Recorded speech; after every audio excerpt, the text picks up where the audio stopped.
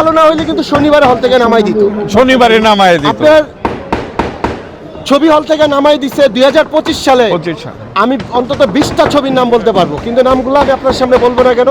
যে এই ছবিতে যে নায়ক ছিল সে আমার ভাই, সে আমার শিল্পী সমিতির মেম্বার। যে নায়িকা ছিল সে আমার বোন, বা যেটাই ধরে নেন আপনারা একটা কিছু, কিন্তু আমি তাদের নাম বলবো না। উনি মাঝে মধ্যেই বলে যে রাসেল, আমি যে সিন্ডিকেট চক্রে পড়ছি আমি এটা হাউমাউ করে বলে দিব, আমি থামায় রাখি।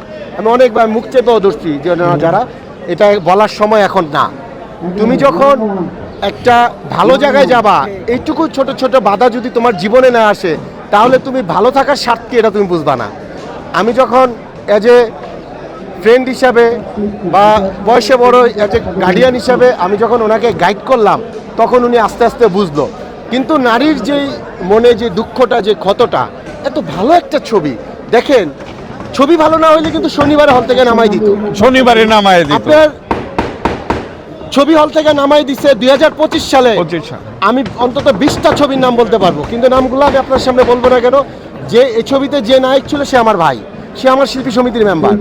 যে নায়িকা ছিল সে আমার বোন, বা যেটাই ধরে নেন আপনারা একটা কিছু, কিন্তু আমি তাদের নাম বলবো না। এই 2025 সালে 365 দিনের এই ছোট্ট দিনগুলোতে 20 থেকে 25টা ছবি শনিবারে হল থেকে নামাই দিছে, কিন্তু যারার ছবিটা তো শনিবারে নামাই দেয় না। প্রথম সপ্তাহ, দ্বিতীয় সপ্তাহ পরে, তৃতীয় সপ্তাহে আপনারা নিজেরা সাংবাদিকরা গিয়ে খবর নেবেন। ঢাকাতে বিডিআরে চলতেছে, বিডিআর যে হলটা, আমি ফোন করলাম, ভাই কোন ছবি লাগাইছেন? কয় ভাই ছবি চলতেছে খিলাড়ি। আমি কেন না গত সপ্তাহে চললো, কবে না ভাই দর্শক এই সপ্তাহ আমরা চালাবো। তার মানে কোন ছবিটা রিকল হয়? আর আমার গোয়ার ছবি তো অল্প কিছু হলে রিকল হয়েছে। ওর ছবি চন্দ্রিমাতে তৃতীয় সপ্তাহে চলতেছে, বিডিআরে দ্বিতীয় সপ্তাহে, খুলনা চিত্রালিতে তৃতীয় সপ্তাহে চলতেছে। তার মানে ময়মনসিংহ, সিলেট, মানে যেই হলগুলোতেই গেছে রিকল হচ্ছে। তার মানে একটা মেয়ে এত কষ্ট করে যে ছবিটাকে পর্দায় নিয়ে আসছে, আপনারা সাপোর্ট করেন তাকে।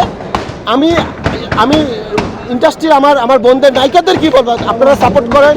এই যে পলিয়াপুর কথা না বললেই নয়, পলিয়াপু আপনাদের আগে সাক্ষাৎকার দেয় নাই, এটা নিয়ে অনেক কন্ট্রোভার্সি হয়েছে। এই যে আমাদের একজন শীর্ষ নায়িকা, আমার অত্যন্ত শ্রদ্ধেয় বড় বোন পপির সাথে জারাকে তুলনা করছে। পপির হাইট, জারার হাইট সব কিছু মিলাইয়া পলিয়াপুর মনে হয়েছে যে না, পপির কাছাকাছি। তাহলে যদি পলিয়াপুর মুখ থেকে এই কথাটা বলার পরে যারার ভিতর যদি স্পিডটা বেড়ে যায়, যারা যদি মনে করে যে এত বড় একজন তারকার সাথে আমাকে কম্পারিজন করছে, তাহলে দোষটা কোথায়? আর যারা তো পরীক্ষা দিয়ে আসছে, পরীক্ষা সে পাশ করছে, প্রযোজনা করতে 99 দিয়ে দিলাম।